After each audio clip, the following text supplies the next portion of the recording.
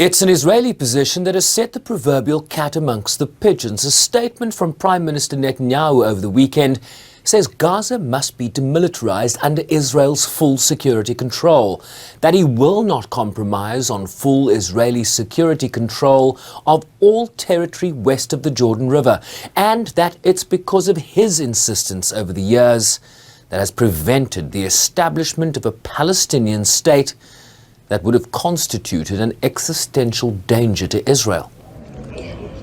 But the two-state solution is entrenched in international law, including several UN resolutions that explicitly call for its creation, including Security Council Resolution 1397 of 2002 or Resolution 1515 of 2003 that endorsed a two-state solution roadmap, among others.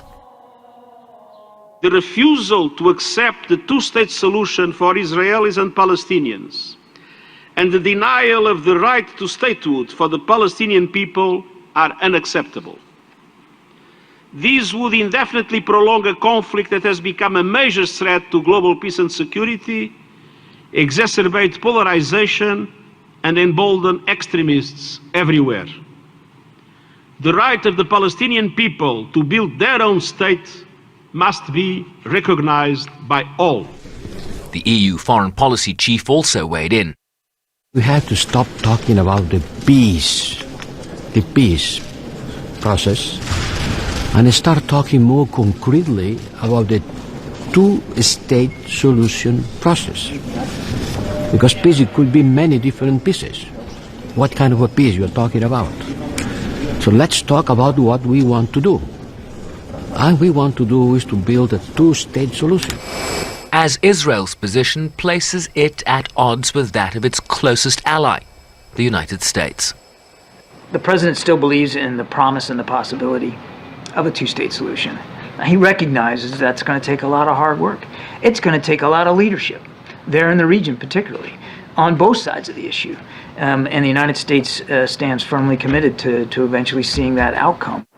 As the UN argues that the parameters of any future independent states living side by side would have to be ironed out in direct negotiations between the parties. Every country, every member state has a right to feel safe and to address its legitimate security concerns. Those are issues that are going to have to be negotiated between the parties. The Secretary General is not one to impose a solution, but we all know the concerns of all the parties involved. A circle will have to be squared at some point to get to a two-state solution. It's a decades-long conflict that has failed to circle any squares to date, and an international community running out of ideas of how to achieve just that. Shervin Bryceby's SABC News, New York.